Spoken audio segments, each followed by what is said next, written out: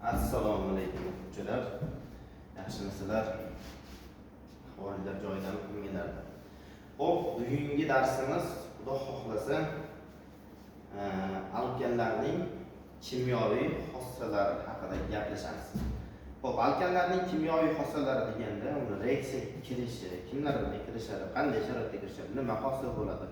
Shular haqida bir chin dildan suhbat quramiz sizlarga. Xo'p, alkanlarning kimyoviy xossalari qanday reaksiyalar hosilsa, birinchi navbatda izomerlanish reaksiyalari bor, ya'ni katalitik cracking ham o'tiladi.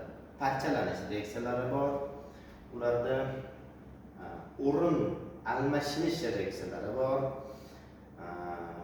va oksidlanish reaksiyalari hosil bo'lar ekan. Xo'p, birinchi bo'lib izomerlanish.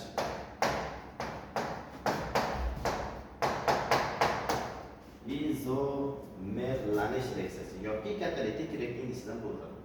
Xo'p, endi bu nima hosil bo'ladi desa, qanday reaksiya? Masalan, normal butan. Agar normal butanni alyuminiy xlorid ishtirokida qizdiradigan bo'lsak, mana bu yerda nima hosil bo'ladi desa, izobutan hosil bo'ladi.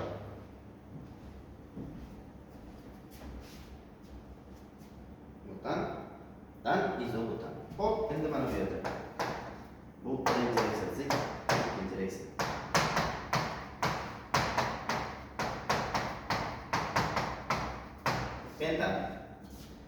Pentandan nima hosil bo'ladi desa, alyuminiy xlorid ishtirokida qizdirilganda,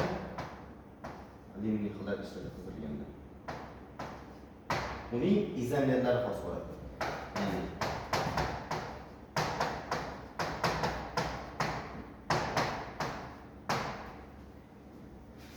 2-metil butan,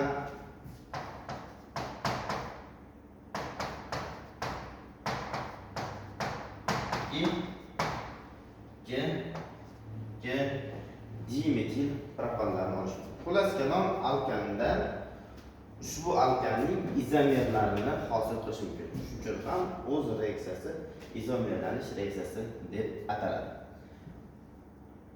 Ikkinchi bosqich reaksiyamiz. Ya'ni qanday reaksiya? Parchalanish reaksiyasi. Xo'p, parchalanish reaksiyasi desa, dastlab metan uchun alohida yozib edi. Ya'ni agar metan 1000 gradusda qizdiriladigan bo'lsa, ko'mir, uglerod va vodorod gaziga ajratiladi. Agar metan 1500 gradusda qizdirilganda asetil va vodorod gazini hosil qiladi. Endi metan agar 500 gradusda qizdirilganda etilen va vodorodni hosil qiladi. Bu endi masallarda olinishda parchalash reaksiyasi. Endi umumiy holatda olganda SN H2N plus 2 shaklidagi alkanlar parchasi. Agar 500 gradusda qizdiradigan bo'lsangiz, mana bu yerda SN H2N vodorod SN H2N moddasini hosil qilasiz. Endi bu modda shaklida siklo alkan ham bo'lishi mumkin yoki alken ham bo'lishi mumkin. Moddamiz dehidrogenlanganda parchalash reaksiyasi alkanlar peshkaz qildirilganda alken yoki siklo alkan yoki vodorodni hosil qilishi mumkin bo'lar ekan. Bo'sh alkanlarda parchalanish reaksiyasi deb ataladi. Xo'p, endi keyingi bosqich reaksiyamiz termik cracking. O'z nomini termik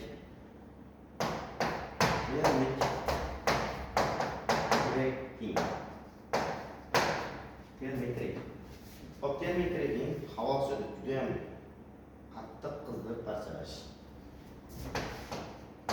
Sn plus 2dan nima hosil bo'ladi desa, alkan hosil bo'ladi. Faqatgina hosil bo'lgan alkan bundan biroz kichkina bo'lishi mumkin. Shundan S A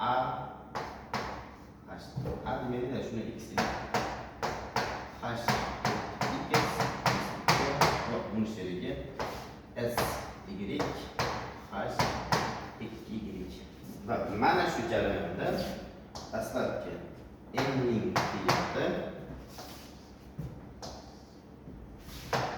x va y'lar soniga teng bo'lish kerak bo'ladi. Hop. Dedik, biror moddani parchalab ko'rdik. Mana dedik S3H8. Propan parchalanyapti, ya'ni termetrik qilinyapti. Bunda nimalar hosil bo'ladi sizdan so'raydi. Xo'p, nima qilamiz desa, birinchi bo'lib siz o'zingiz tartib olishingiz kerak. Ya'ni qanday tartib desa, alkanlarning eng kichkinasi metan, alkenlarning eng kichkinasi eten. Ya'ni boshlanishi metan bilan boshlanadi, tugashi etilen bilan tugaydi. Endi qanday desa, qarab ko'ring. Propan parchalanganda siz hosil qilasiz metan va mana bu yerda hosil qilgan moddangiz o'ylanib qo'yasiz, miyangiz qisyapti. Nima hosil bo'ladi endi unday narxga degan savolga javob beradi. Uglерод nechta desa 3 ta. Buni uglерод nechtasi bitta. Demak 3 tadan bitta chiqib ketdimi? Nechta qoladi? Desa uglерод 2 ta. Hop, vodorodda nechta desa 8 ta. Shu 8 ta vodoroddan 4 tasi bunda qolyaptimi? Demak qolgan qismi kelasi modda. Bu boshlanishi, bu tugashini ta'minlab beradi. Yana qanday desa hozir ozgina tushunmaganlar uchun yana tushunish kerak bo'ladi. Masalan, S4 H butan. Butandan nimalar hosil bo'ladi desa, endi ketadi. Hop, boshlanishi qaysi desa, alkanlar birinchi raqamni so'raymiz. S H4 metan. Va u bilan birga yana nima hosil bo'ladi desa, uglerodda 4 ta edi. Uglerodda bittasi bunga o'tdi. Demak, uglerodda bunda 3 ta. Vodorodda 10 ta edi. Vodorod faqat 4 tasi o'tdi. Demak, bunga vodorodda 6 ta. Tugash qismi belgilanadigan modda hosil bo'ldi? Yo'q, hosil bo'lmadi. Boshlanish qismi hosil bo'lgan. Endi nima qilamiz? Bundan bitta katta alkanga sakraymiz. Metandan yana bitta katta alkan etan S2H6. Uglerod 4 dedi, uglerod 2 ta bo'lib qoldi. Demak, keyingi moddagi uglerodda 2 ta. Vodorodda 10 ta edi. Vodorodda 6 tasi qoldi bunda. Demak, bunda 4 ta bo'ladi. Mana tugash qism hosil bo'ldi. Endi reset qilamiz. Endi demak, butan agar termetrik qilinganda necha xil mahsulot hosil bo'ladi desa, 4 xil mahsulot hosil qilish mumkin bo'ladi. Mana dedik, yana buni endi o'zingizlar ko'cha olasizlar kerak. Videoni albatta to'xtatgan holatda bitta o'tkazaylik. S5H12 deyapti. Bundan nimalar hosil bo'ladi? Birinchisi, ertaga alkanlarning eng kichkina vakili metan. Metan hosil qilamiz. Mana bu yerda hosil bo'lgan mahsulot sherigi. Uglerodi 5 ta, uglerodi 1 ta. Demak, uglerodi 4 ta. Vodorodi 10 ta, vodorodi 4 ta. Demak, vodorodi 8 ta. Ayryapman. Boshlang'ich qismi boshlandi, lekin tugash qismi yo'q. Tugash qismi bu tarafda S2H4 qilish kerak. Demak, sen davom ettiryapti. Bundan keyin eksen. Bundan bitta katta alkan. S2H6. Uglerod 5 ta, uglerod 2 ta. Demak, uglerodda 3 ta. Vodorodda 12 ta, vodorodda 6 ta. Demak, vodorodda mana bu yerda ham 6 ta. Ayryapman. Hali ham tugash qismi boshlanmadi. Demak, 3-da esa bundan bitta katta alkan. S 3 5 albatta mana qatorsiz alkan mana qator alkan sifatida ko'raverdik. Hop 8 uglerodi 5 ta, uglerodi 2 ta. Uglerodimiz 3 ta. Mana bu yerga ko'rsataman. Vodorodimiz 12 ta, vodorodimiz 8 ta. Demak, vodorodimiz mana bu yerga qo'ydik. Ana, o'sha tugash qismi boshlanadi. Demak, reks to'xtadi. Pentan termik cracking qilinganda necha xil mahsulot hosil bo'ladi desa 6 xil mahsulot deyishganmiz. Tushungan bo'lsanglar, endi oksidlanish reaksiyalari. Hop, oksidlanish reaksiyalari.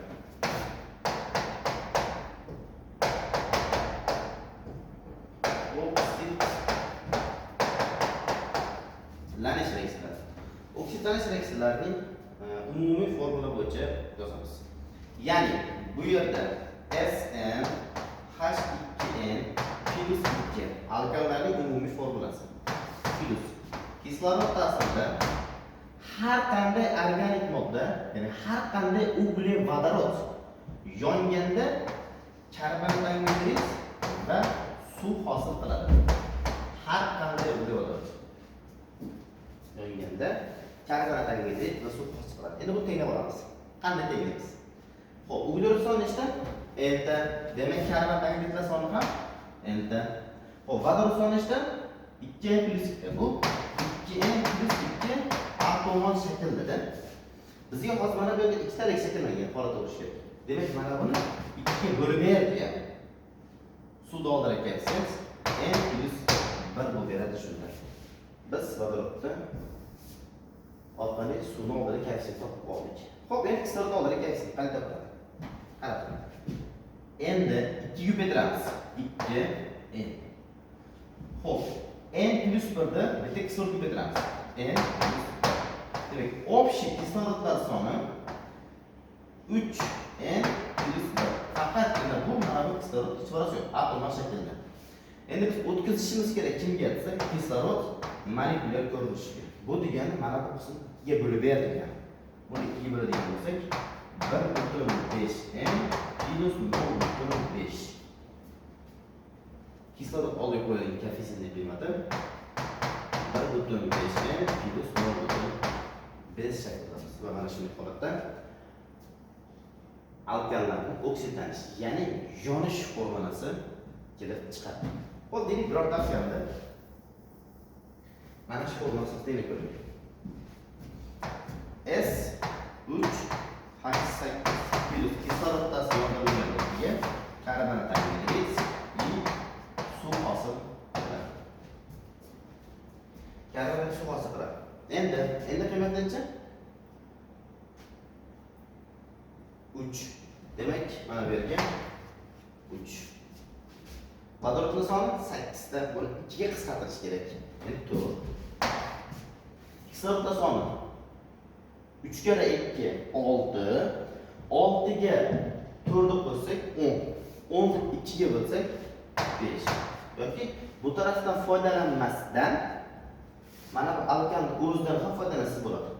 Ya'ni forma keltirib chiqarib, ya'ni xayolan vodorodlar sonini 4 ga bo'lib, uglerodlar sonini qo'shib qo'ysak, kisloroddan kalsiy kelib chiqadi.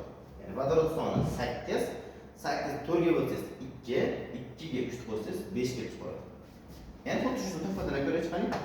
S7 H16 plus kislorod ta'siri yo'naltirilgan karbonat angidrid suv. N'ning qiymati 7, demak 7 ta karbonat angidrid. Vodorodlar soni 16 ta, 2 ga qisqartirilgan holatda 8 ga. Xo'p, 16 ni 4 ga bo'lsak 4, 4 ga 7 ni qo'shsak 10. Haqiqatan ham shunaqa. Tekshirib ko'ramiz. 7 kere 2 14, 14 ga 8 qo'shilgan bo'lsak 22. 22 2 bo'lsak 11. Demak, biz qilgan xulosamiz to'g'ri bo'lar ekan.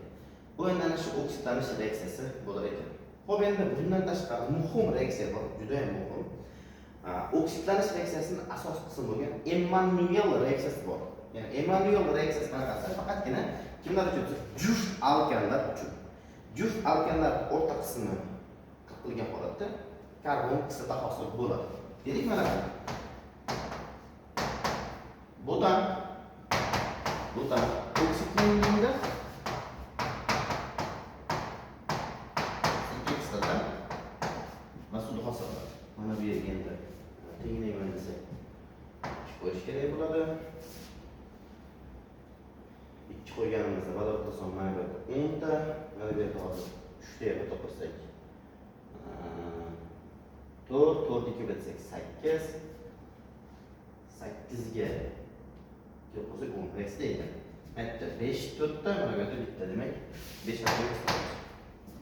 Yoki bundan yana katta bo'lgan juft alkan S6 H14 minus kislorod tasirida propion kislota minus ana bu yerga chiqib olamiz. Shunda 14 ta vodorod bo'lishi kerak.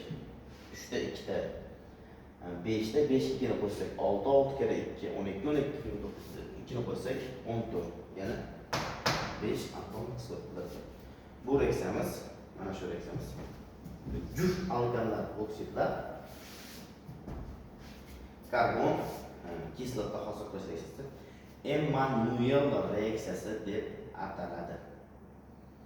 Xo'p, bu oksidatsiya reaksiyasi edi. Endi olamiz. Oxirgi jarayondagi reaksiyalarimiz, ya'ni qandaysa o'rin almashinish reaksiyalari. Xo'p, o'rin almashinish reaksiyalari. O'rin almashinish reaksiyalarini bilish uchun biz endi yuzlanishimiz kerak nimaga? Lamchi. Lamchi masalan mana bu uglerodimiz necha lamchi desa biz bir lamchi deymiz. Qo'rqmasin, ya'ni alkanlar. Mana bu uglerod necha lamchi desa 2 lamchi deymiz. Mana bu 3 lamchi. Mana bu 4 lamchi hisoblanadi. Endi alkanlarda o'rin almashinish reaksiyasida, qaysi birida aktivroq bo'ladi? Ya'ni qaysi jarayon birinchi bo'ladigan savolga javob lamchilik ortib borgan sari uning reaksiyaga kirish qobiliyati ham ortadi. Faqatgina mana 4 lamchida o'rin almashinish reaksiyasi ketmaydi. Sabab nima desa, bunda vodorod yo'qligi uchun. Demak, bir lamchi tezroq reaksiya qilishadimi? Bir lamchi qism yoki 2 lamchi qismmi desa, 2 lamchi qism. Xo'p, 2 lamchi qism birinchi bo'lib reaksiya kirishadimi yoki 3 lamchimi desa, 3 lamchi qism deymiz. Xo'p, 3 lamchi qism birinchi bo'lib reaksiya kirishadimi, 4 lamchimi desa, 3 lamchi deymiz. Sabab nima desa, 4 lamchida vodorod yo'q, reaksiyaga kirishmaydi. Xo'p, hozir bu qismga ham to'xtalamiz. Undan oldin mana bu metanning xlorlanish reaksiyasi. Xlorlanish reaksiyasi qanday kechadi desa, bu xlorlanish reaksiyasi zanjir sifatida ketadi, ya'ni bosqichma-bosqich sekin ketganligi uchun bosqichma-bosqich ketgani uchun zanjir reaksiyasi deb ataladi. Ya'ni shu zanjir reaksiyasiga asos qo'ygan semyonov zanjir reaksiyasiga asos qo'ygan hisoblanadi. Ya'ni reaksiya qiladigan bo'lsak, bitta vodorod bilan bitta xlor o'rin almashadi. Shunda sizlar qayerda bo'lsin ketgan.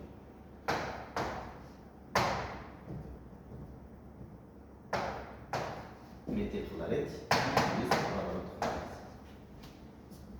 hosil bo'lgan metil xlorid yana xlor tasirlaydi. Ya'ni bitta vodorod o'rniga bitta xlor kirib keladi.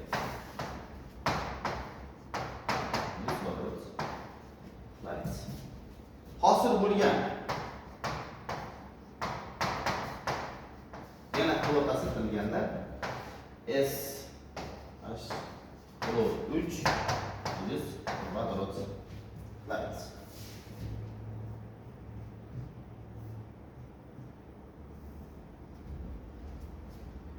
SH xlor 3 plus xlor ta'sirida tetraxlormetan plus vodorod xlorid olish mumkin bo'lar ekan.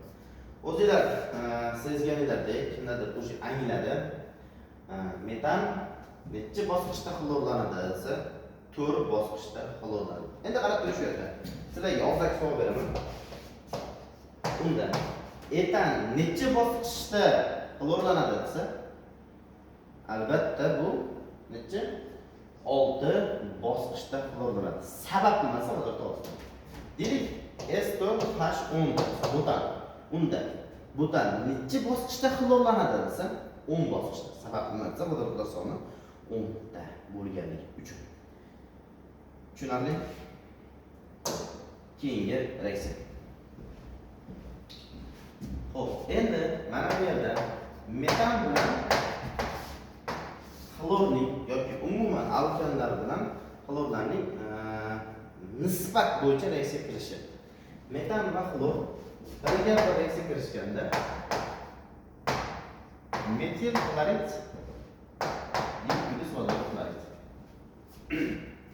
Agar metan bilan xlor birga reaksiya kirishganda SH2 xlor plus vodorod xlorid ham ikkita. Agar metan bilan xlor birga 3 reaksiya kirishganda xloroform trixlor metan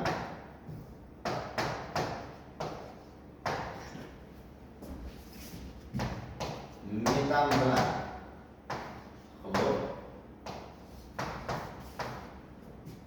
tetraxlor metan va vodorod xlorid. 4 vodorod xlorid ta'sirida reaksiya beradi ekan. Bu ana shu alkanlar bo'yicha, ya'ni metanning bosqichma-bosqich nisbat bo'yicha reaksiya kirish holati. Xo'p, endi kelinglar, bitta narsa ko'rib chiqamiz. Mana bu yerda men aytdim, jarayonda lamchalanganda xlorlanish qanday bo'ladi? Lamchalanganda qanday qismga birinchi o'rin keladi? Men bitta reaksiya qilaman.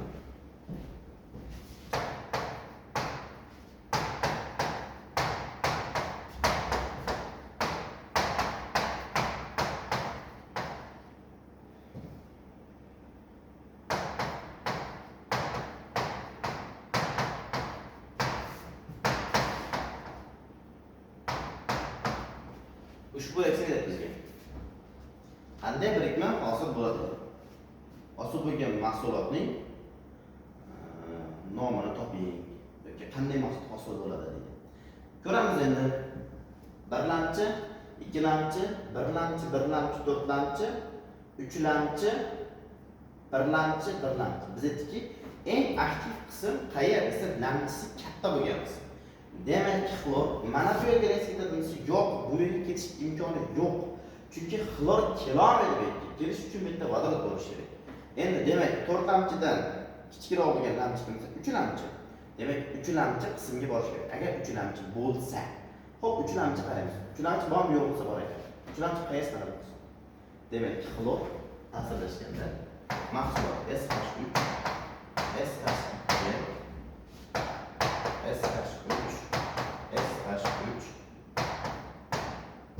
S mana berganda xlor SH3 mana bu shekilda mana bu yerda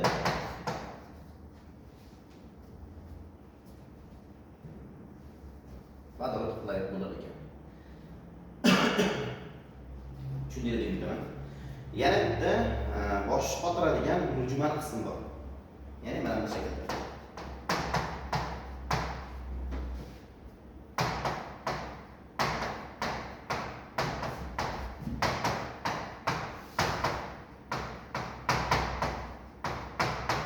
Ushbu moddaga xlorda ta'sir ettiradi.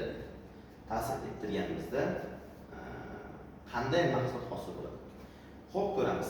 biz aytgandek, lamchiligi yuqori bo'lgan sari uning reaksiyaga kirish qobiliyati ortadi, aktiv bo'ladi. Endi mana bir lamchilar bor, hop ikki lamchi ham bor ekan, uch lamchi ham bor ekan. Muammo nimada desa, bizda ikkita uch lamchi. Agar reaksiya kirishadigan bo'lsa, biz hosil qiladigan mahsulot, o'zimizcha hosil qiladigan mahsulot qanday bo'ladi? Buni bilamiz. Endi doskaga yozgan qarab turasizlar. Shu yerdan biz aniq qismni ko'rib turgan bo'lamiz. Xo'p, endi bizga mana shu shaklga kelib qoldi. Uchlamchilari ikkita bo'lib qoldi. Qayerga keladi? Mana bu yerga kelsa boshqa modda, bu yerga kelsa yana boshqa modda. Endi ikkinchi bizga o'rganishimiz kerak bo'lgan qismga o'tamiz. Ya'ni qanday desam, bir lamchi. Uch lamchi ketarasiz. Endi bunga xlor kelish kerak. Xo'p, qayerga keladi desa o'ylanasiz. Endi bundan biz bitta chetga chiqamiz. Buni uch lamchiga, buni bir lamchiga, buni uch lamchiga, buni ikki lamchi. Qaysi biri lamchilik yuqori desa, mana uniki bu birikkan uglerodniki mana ikki lamchi, bu birikkan uglerodniki bir lamchi. Qaysi biriniki aktivroq bo'lsa, ana shu yerga keladi. Shunda SH3, SH2,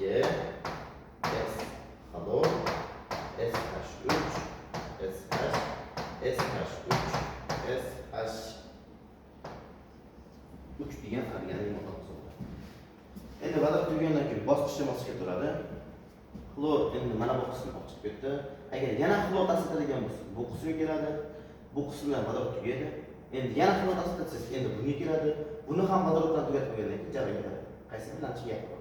Bum. Shunga qarab xulosasi chiqa oladi. Reaksiya ketaveradi, xlor bosqichma-bosqichga sotiladi, yana zanjir reaksiyasi ketaveradi. Bu endi o'sha alkanlarning xlorlanish reaksiyasi edi. Bu ana shu alkanlarning xlorlanishi o'rin almashirish reaksiyasining birinchi tipi. Xo'p, ikkinchisi nima desa, nitrollanish reaksiyasi.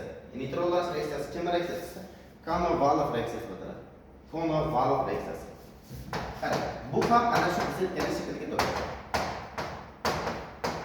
To'g'ri, bizga emas, yozilgan.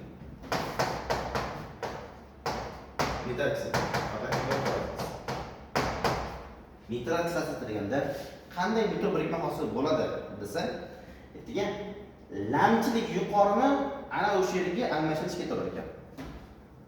O'rin almashirish. SH3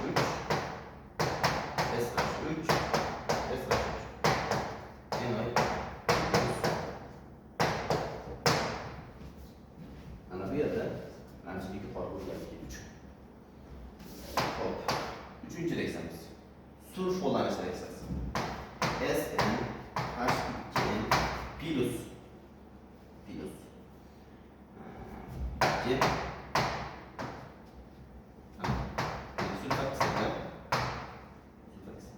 shuni boshqacharoq yozmasdan tushunmay qolmasliklar uchun OH SO3 shuni agar shuni yig'ishtiradigan bo'lsalar vodorodlar ikkita oltinga bo'lib bitta kislorodlarimiz bitta bo'ladi. Mana shu yerda shunda SN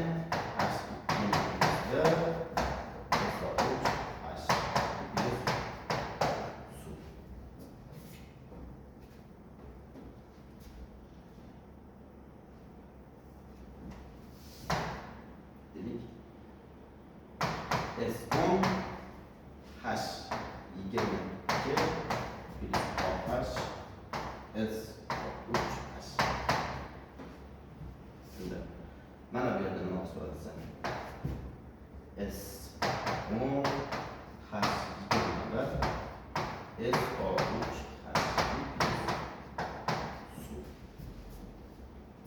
sulfolanish reaksiyasi. Bu ana shu o'rin almashirish reaksiyasining uchinchisi. Birinchisi xlorlanish edi, ikkinchisi nitrollanish bo'ldi, uchinchisi sulfolanish reaksiyasi. Bu endi sal ko'tarib qo'yaman. To'rtinchi reaksiyamiz SNH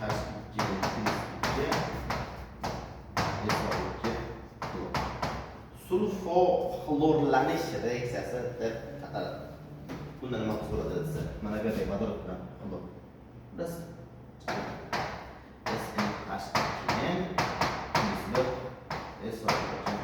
sulfoxlor. Alkil sulfoxlorid. Vodorod.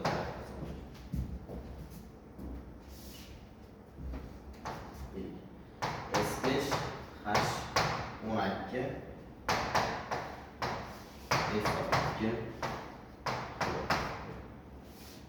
shunda S5H14